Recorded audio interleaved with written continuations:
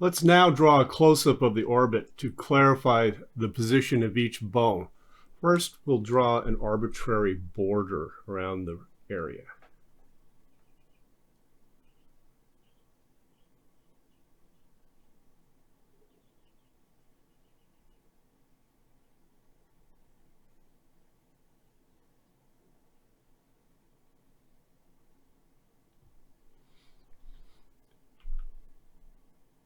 Now let's sketch in the main bones.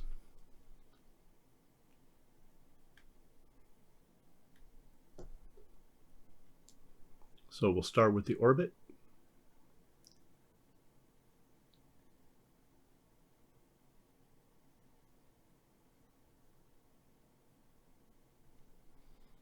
It's okay to go over a line twice if you need to clarify the shape of a bone much better. Okay, we'll go along the periphery of the skull.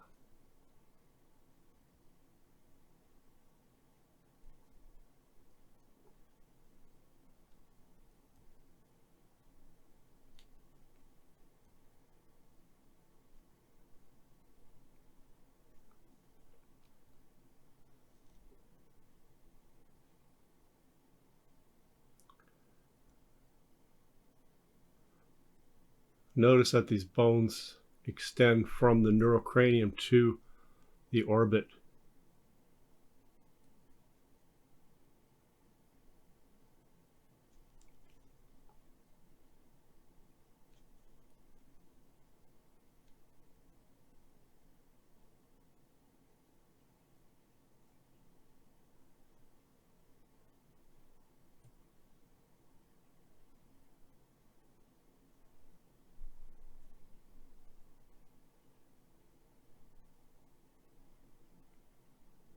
Now we're moving towards the nasal area.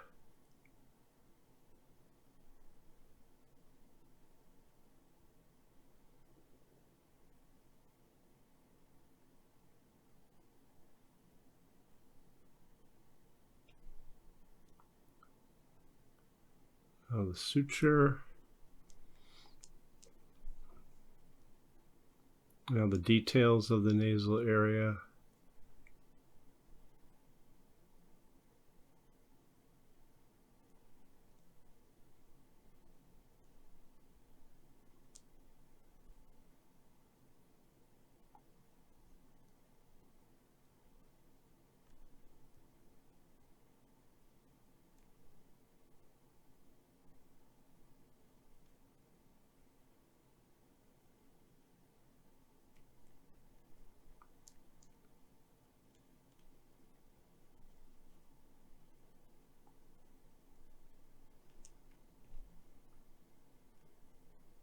Now the septum, which is a little tricky.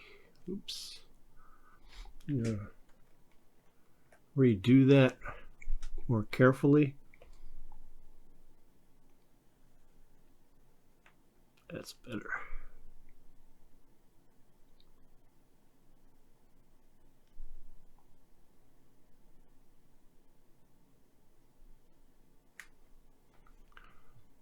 Okay. That looks pretty good. I think I've completed my shapes.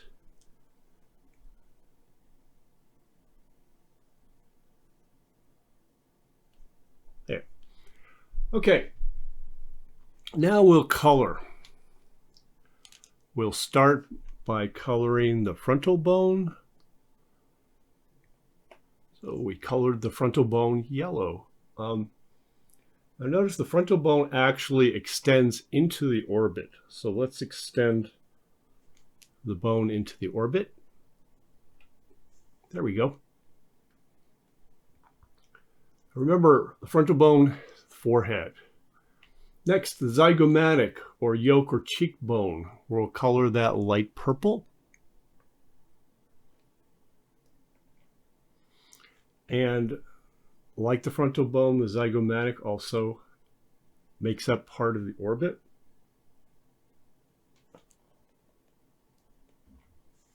So there's the zygomatic. Now we'll color the maxilla or the jaw. We will color the maxilla gray.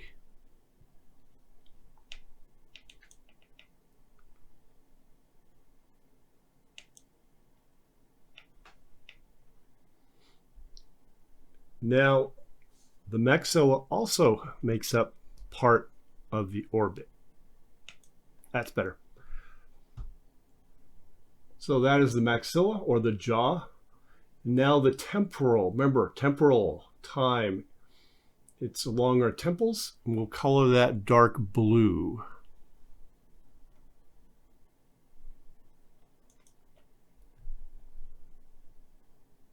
Next, the parietal. We will color the parietal dark green. There's the parietal, it's a small section. Now the sphenoid, remember the sphenoid is shaped like a wedge or a butterfly, and it makes up the neurocranium and the posterior orbit.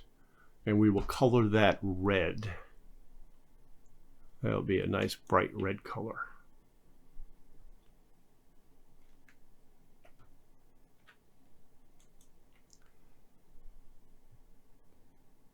So the sphenoid, we also have the sphenoid as part of the neurocranium. So here we go. Okay, that is the sphenoid. Now the ethmoid. The ethmoid, remember, it means sieve or strainer. And we will color the orbital plate part of the ethmoid. We will color it orange. So I'm looking for a bright orange color. There's a good color. So we will make the ethmoid orange.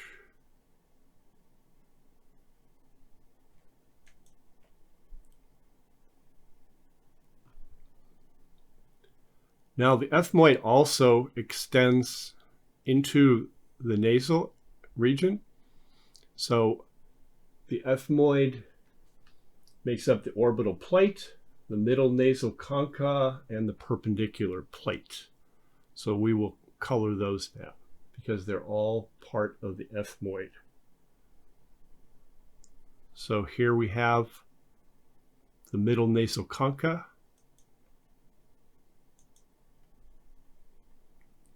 and the ethmoid. And the ethmoid is going to be a little tricky because it's very narrow.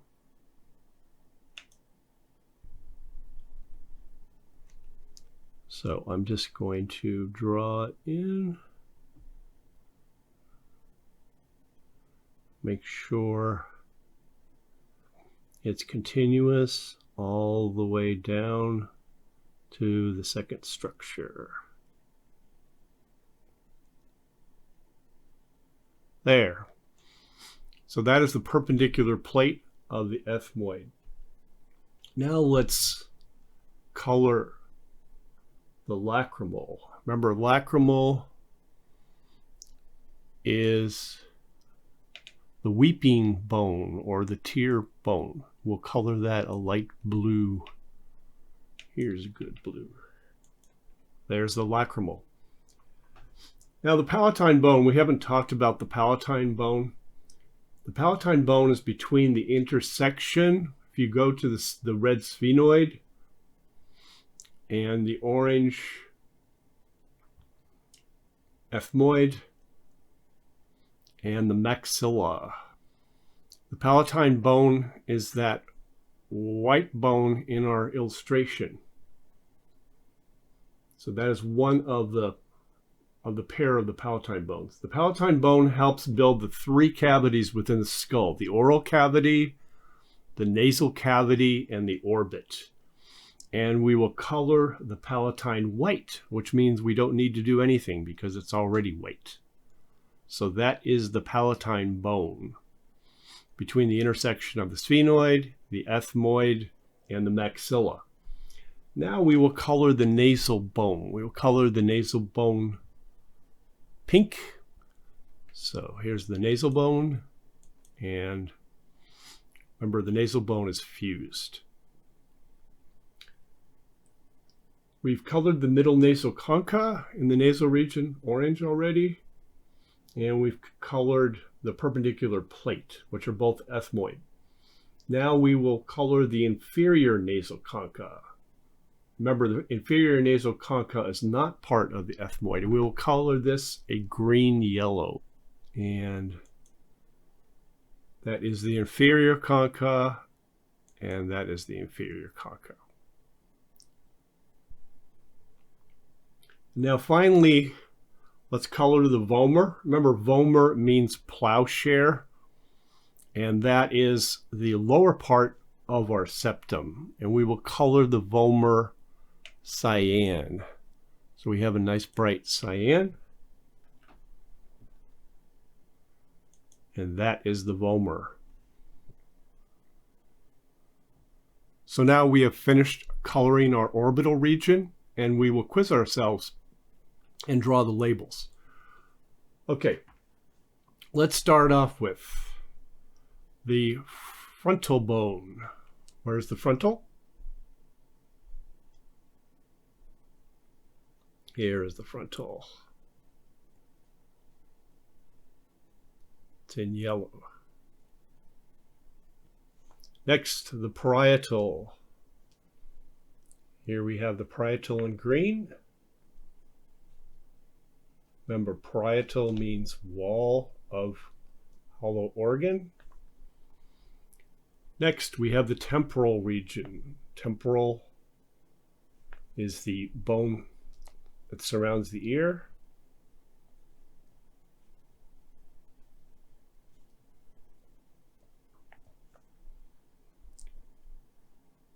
We next will color or label the zygomatic bone. Where is the zygomatic? The zygomatic is here. It's the cheekbone. Zygomatic.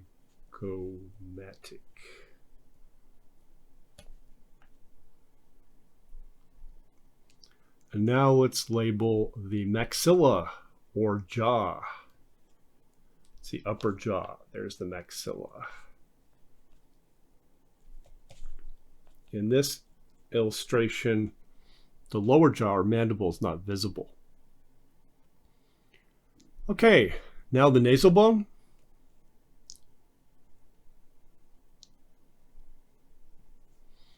Now let's identify some of the parts within the orbit. The sphenoid, remember the sphenoid extends from the neurocranium along the posterior part of the orbit. So here is the sphenoid.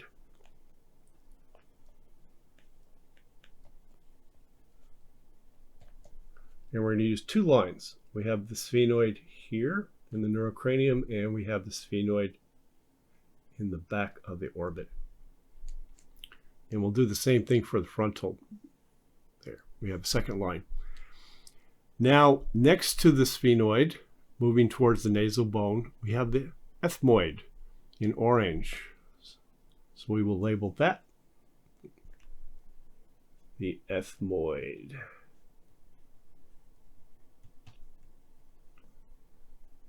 And that's the orbital plate of the ethmoid. Next, we have our middle nasal concha, which is also part of the ethmoid. Middle nasal concha. Then we have our perpendicular plate of the ethmoid. That is the top of the septum. So we'll label that here. Perpendicular plate. Then we have the inferior nasal concha. Inferior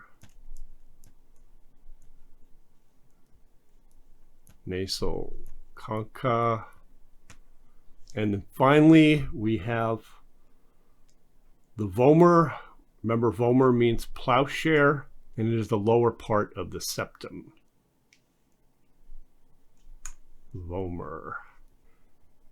And finally, we have the palatine bone. Remember, the palatine bone is the intersection of the sphenoid, the ethmoid, and the maxilla. And it helps build the three cavities, the oral cavity, nasal cavity, and orbit. And within the orbit, we only see a small part of the palatine. So the palatine here is white, and we will label it.